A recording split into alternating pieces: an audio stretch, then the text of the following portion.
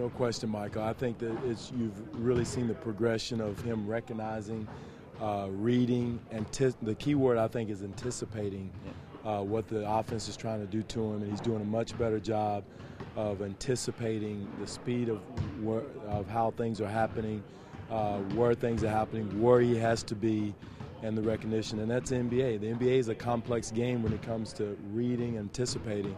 If it was easy, everybody would be doing it. But he's doing a heck of a job of reading, anticipating, and that's probably the hardest thing that rookies have to do is recognizing and reading and knowing which way to go. And that's where vets like Amir is always where he should be defensively, because he does a great job of anticipating what's about to happen to him. Everybody right now is all excited about, scoring and get those kind of, the reins have kind of come off there, right. and you're giving them a little more freedom. But again, for you, I think it's the other end, right? Well, freedom I don't think was the right word. I think we calling plays for him, calling sets for him, where before we would probably call him more for Andrea or more for Rudy and more for DeMar. So we're calling quite a few more plays for him, and he's doing a good job of again, making his shots. But again, I'm more concerned about him reading defensively because I think his offense is going to come. I think it'll come quicker because, again, I always go back to offense is slower because he has the ball. He understands where everything should happen. He's in control. He knows where it's going. He knows where it's going. So it's a little bit easier, whereas defensively there's so many variables and such a high speed that things are happening that he's learning. And, again, the only way you're going to learn is through mistakes and experience. We talked about this with Terrence last week, but obviously you're going to want Jonas to get bigger in the summer. What else do you want him to focus on?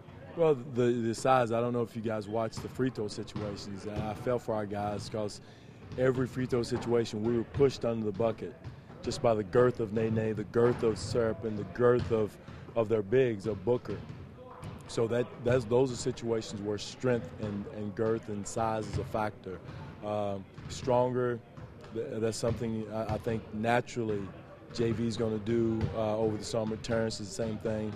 I think, again, as much as situations he can get into where he can read situations, read rotations, read to come block shots, all those things are going to be huge. And he's going to be playing the Euro games, and I don't know what their coach's philosophy is going to be, but in the summer league, that's going to be huge for him is to read that. The other one, Eric, is also being a quarterback in the zone, understanding where he has to be, because that's one weapon that's kind of taken away because of his lack of experience is his zone.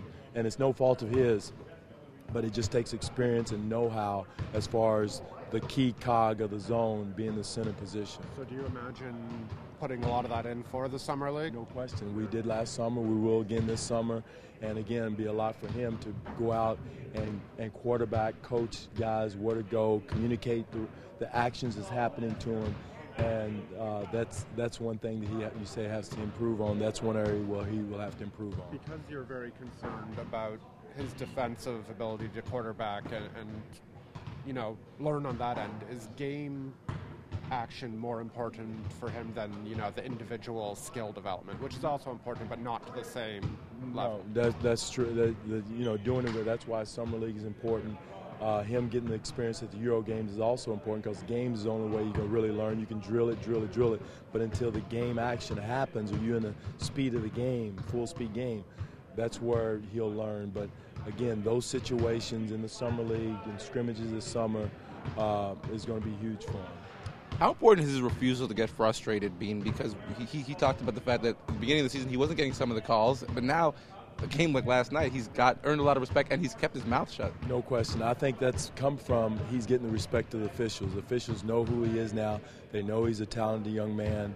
They know he's just not a hacker defensively, that he's really working to get in position, that he's moving his feet, that he's just not cracking people. So the respect he's gained from not only the officials, but from his teammates and the other teams, has come from where he's not frustrated. The game is coming to him now. And he's not, getting those quick, cheapy fouls in those situations. We spoke with Kyle after practice, and he said that his assists are credited to guys making shots. But how impressive was that night for you, the numbers he put up? That's important. And, Cal quarterbacking, because he's been working hard at quarterbacking. Guys haven't made shots and made plays after he's, spoon-fed them a few times. So, again, that's part of the coming together as a team, getting the rhythm offensively and doing those things. But last night was good to see the Cal guys rewarding Cal by finishing plays, making buckets, because he's given some guys some good plays, but we just haven't finished them. When are you going to start to put Jonas on the line for technical free throws? But he may be next in line the way we're shooting him. I mean, that was something last night. When we make our free throws, it's not as close a game in certain situations because we got to the line 18 times in the third quarter, which was really impressive. But again, you got to knock him down once you get up there, and he may be next in line, Eric. He's probably the highest percentage, That's close the to rule, him. right? Yeah, that's the highest. Who's on the floor? That's the rule. And DeMar was highest. He missed his. So again, we'll stick with that. But again, that was good to see, to get into the free throw line 18 times. Quincy gave you some good minutes last night. Do you think that his time in the NBA D-League kind of helped his game accelerate a little bit? No question. And the other thing that Quincy does that I'm impressed with, when he works on his game, he's going at 100 miles an hour. He works on it full speed. The game experience in the D-League, getting his confidence down there was huge.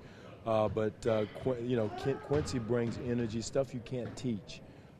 He's going to bring that same energy, that focus, that toughness that we need every time he steps on the floor, and that's what we needed last night.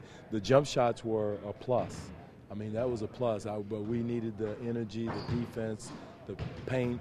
Guy walks over Cal, he pushes him off, gets I thought it was an unheralded technical, uncalled for technical, but he's in there protecting his teammates. So you need that type of toughness, that type of presence, and Q as a rookie has brought that. How's Rudy's ankle today? It's still a little sore. He stepped clearly, I saw it on film, on the guy's foot and just turned over, and then he did it twice. I thought he did it again later on in the game in the second half. So he's a little tender today, so he got some treatment this morning, so we'll see how it goes tomorrow. Have you thought at all about going back to Minnesota as a head coach? No. I hadn't thought about it. I've been there a few times, with Dallas, and seen Glenn Taylor, who's a good man, numerous times over the summertime, and going back. So no, those nostalgic days are long gone.